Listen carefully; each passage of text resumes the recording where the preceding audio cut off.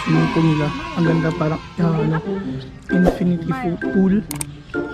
So yun, so check natin. Ililubot ko kayo sa pool site nila. Ito, go.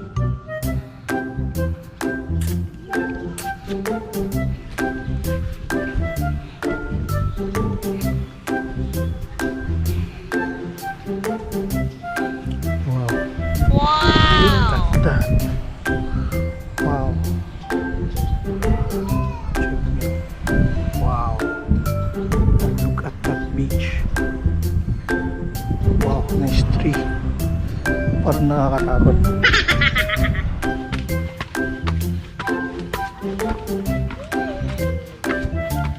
Wow.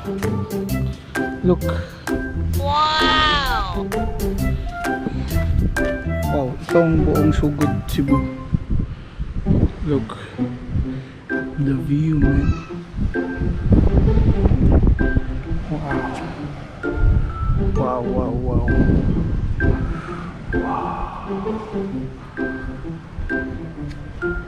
Oh, ang ganda, man. Kung anong nakikita niyo sa video, para sa akin it's more than that. Ang ganda. Sarap. Sarap ng simoy ng hangin. Hinay-hinay.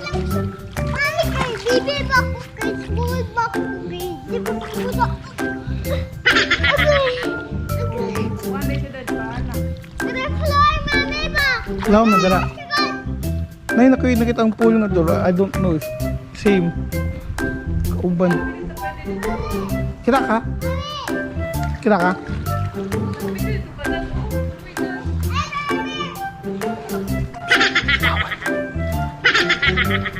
Tara, maliligo na tayo. Actually, maganda ng pool nila. Very safety kasi organized siya. Hindi po pwedeng dalawang pamilya, isang pamilya lang talaga.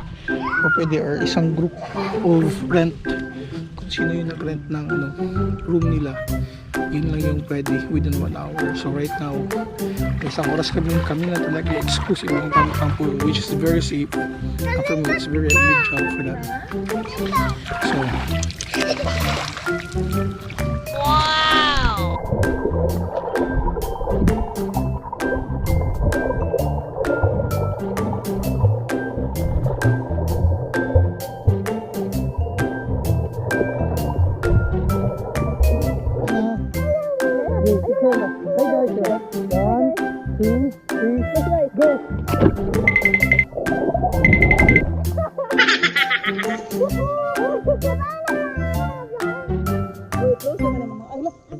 Close naman yung mga eyes.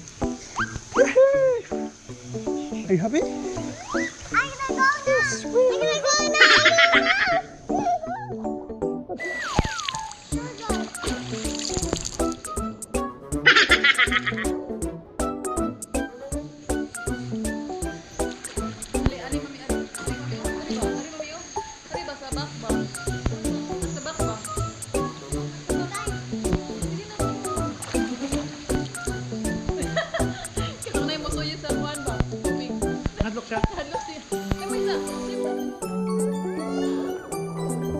Wow!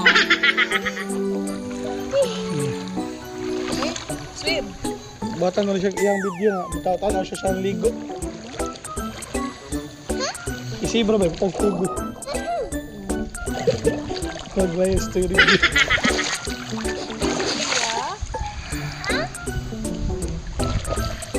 Hops, dik dala. Mommy, Ryan, you mom and swim. Look, no naman swim. Go!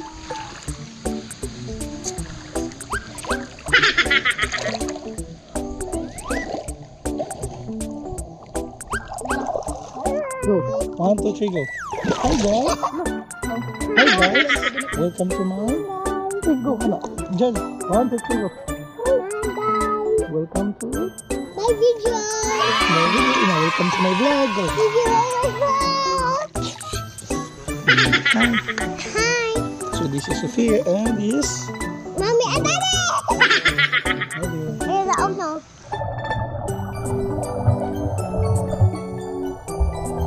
Wow.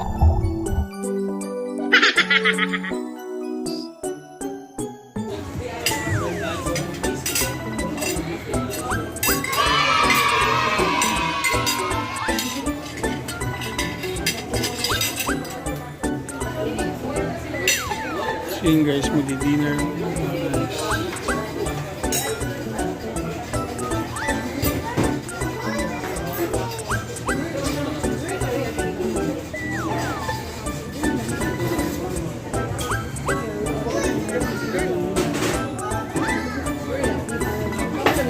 So yun nga guys, magdi-dinner kami.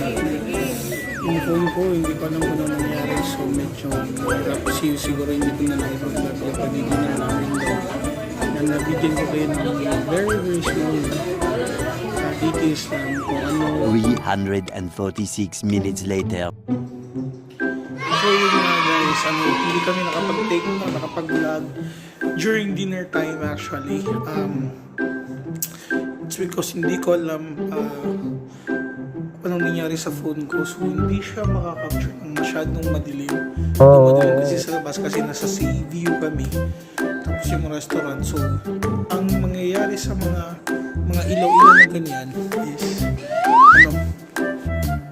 parang mag-blur siya. So hindi tayo makuha talaga. So magiging static yung record niya. So I do apology for that. Wow! So sa pagkain naman, ang sarap guys yung pasta. Nakalimutan ko yung name. Kukunin ko yung name ng pasta.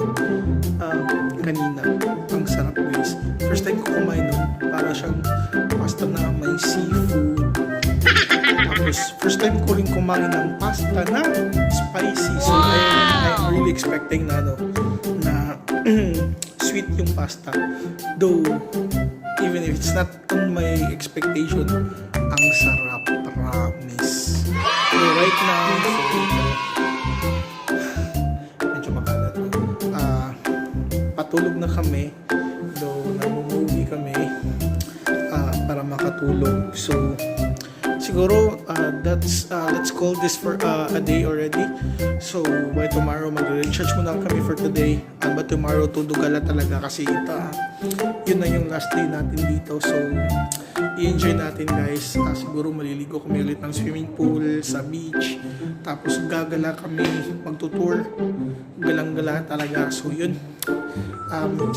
Check natin yan. So for now, sabihin ko muna, good night. Sophia, say good night. Say good night. Say good night, please. Baby. Yeah, kasi Dora yung pinapanood namin doon. So, yeah. Good night for now. Good morning, guys. So, day 2 today. Check, it's 6:30 already. Baga ko gumising kasi naghihintay ako ng food service. Kasi pinadeliver namin sa room. Kaso, tulog pang dalawa. Tingnan niyo. Tulog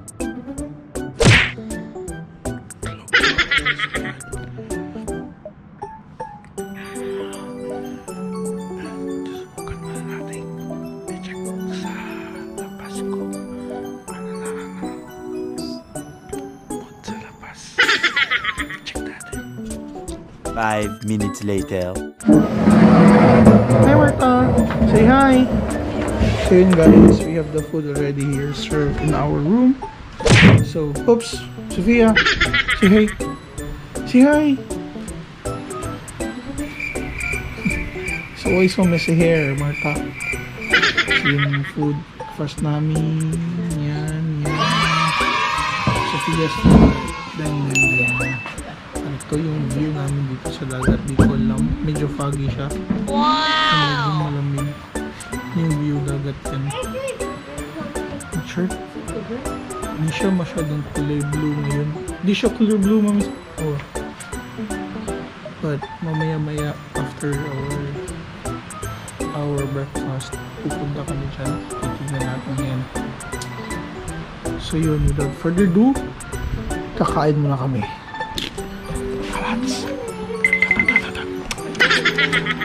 A few moments later. Yun guys, mag-tour na kami. Mag-tour na kami ngayon.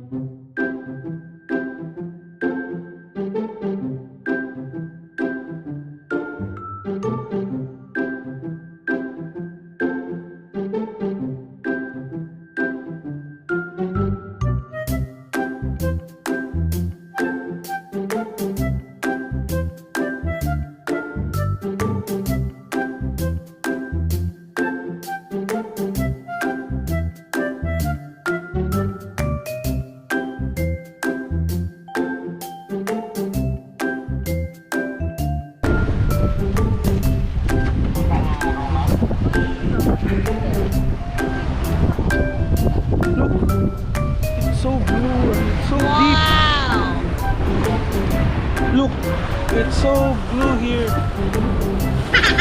Look.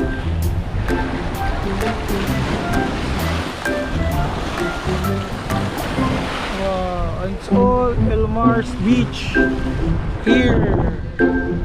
It's very nice here. Ano sabi?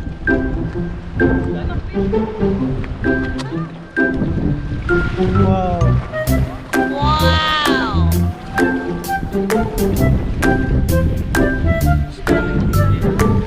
Dili nga di sistem kiriyak. Asa kita na yung gapon.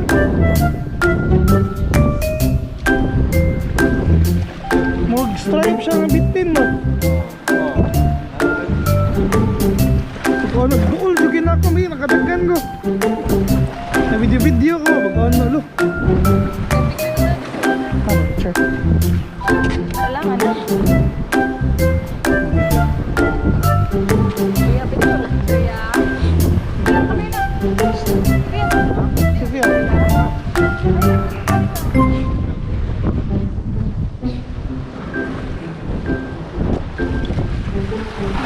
wow. Guys, I swear guys, ano, sobrang blue niya talaga guys, tsaka it's very big. Look here.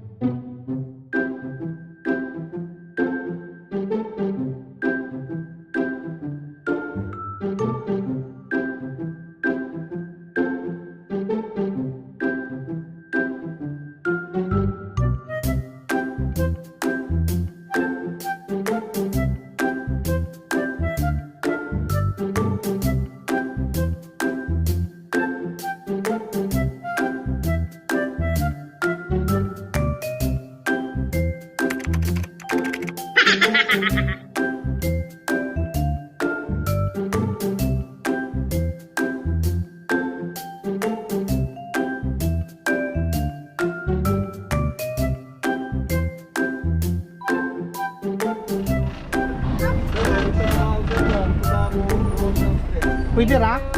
Sige, thank you.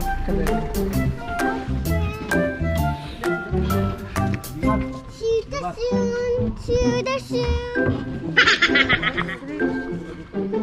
Hundred.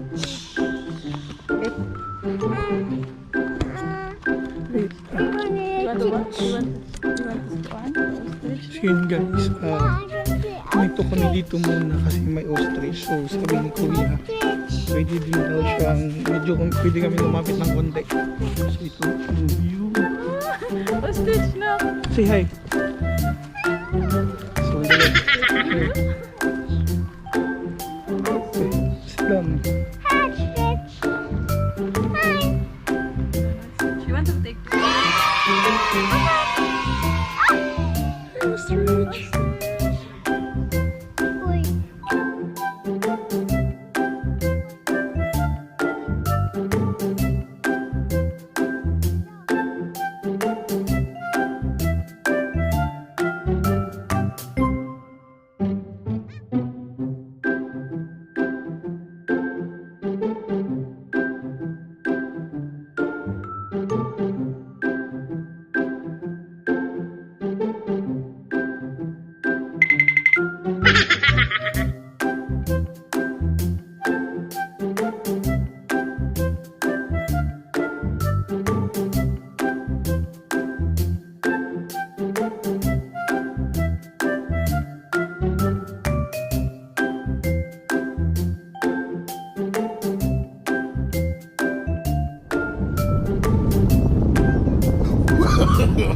No, no, no, no.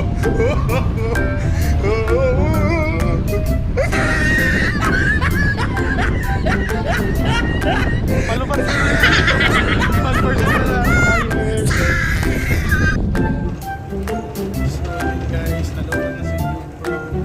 Hindi na siya doon kami. So yun,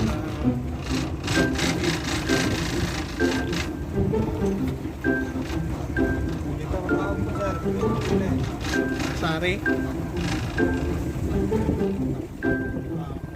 5 minutes later.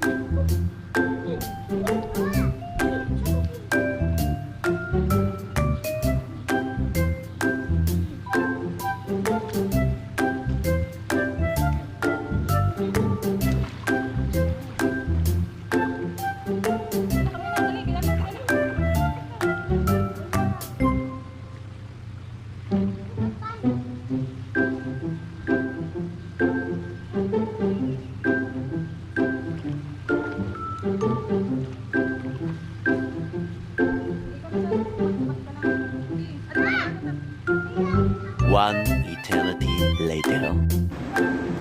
So yun nga guys, nakabihis na. So right now, dito ko napiling mag-vlog kasi nanonood sila ng movie sa kabilang kwarto.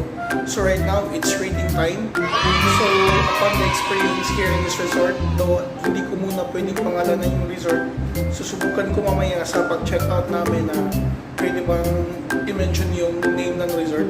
But for now, let's rate. First, for their accommodation, I rate them as 10 over 10. Wow, perfect. Actually, I've been so many places, resort, para sa akin, sobrang very well accommodated sila, from receptionist, drivers, waiters in the restaurant, and even the services like janitor, greetings, ang galing nila. Accommodation here, their services, I rate them 10 over 10 as well. From the shuttle, the tour, which is, it takes 1 hour, ang ganda rin ng tour. Ang laki-laki ng resort. So far, para sa akin, di ako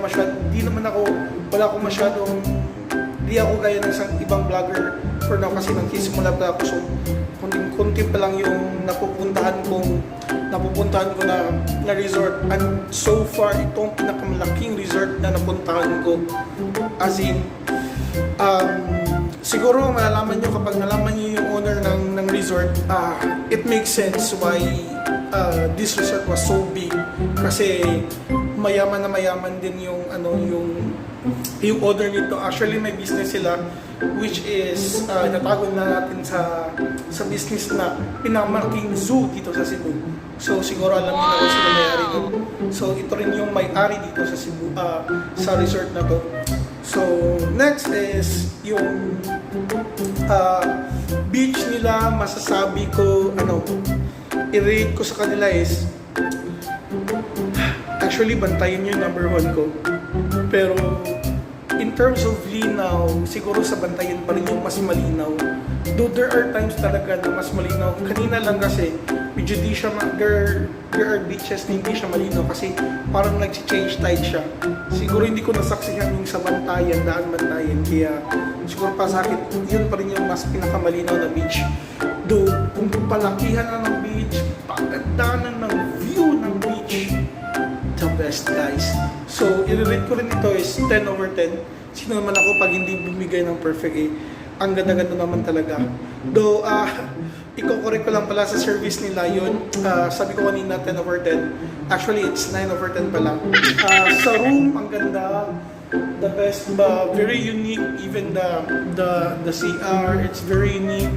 It's very, like, though siguro mababari to sa kasi deluxe yung kinuha naming room. So I don't know. So since in deluxe it's really good, para sa akin it's very worth it yung pera na ginasto namin, especially foods guys. Yung pasta kalabi sarap talaga. Siguro sa service nila, ikaw correct ko lang, 10 over 10 yung kanina. It's 9 over 10. Why? It's because yung TV nila, di pa nakaset up. Sabi ko sa inyo, hindi pa yata to officially open. Though open na siya for family owner friends. So yun, nabigyan na ng opportunity. Sa husband ng kaklase ko ng high school. So I'm so thankful to having this opportunity na makapag-vlog dito sa resort. Tsaka yung wifi nila, wala silang wifi dito. So yun yung kulang actually. Kasi ngayon millennials, siguro we really need wifi. And yung data naman kasi walang masyadong signal dito. Though siguro sa provider ko, walang signal yata dito. Pero mostly, nakikita ko sa mga ibang nag-check-in, yun din yung problema nila. So yun, if you need to call, pupunta ka pa sa mga dagat do, maganda naman yung view. Pero yun lang yung medyo hassle in terms of that. So, overall here in the resort, the overall rating is, I can say 9 over 10 overall. So yun lang yung, sa pera, medyo masakit, pero para sa akin, it's very, very worth it to pay. So, yun. See you. Susubukan ko munang i-check yun sa receptionist kung pwede bang i-mention yung name ko sa vlog na to. And then let's go. So right now, without further ado, mag-i-vacuum na ako para makakalis na kayo. Babush!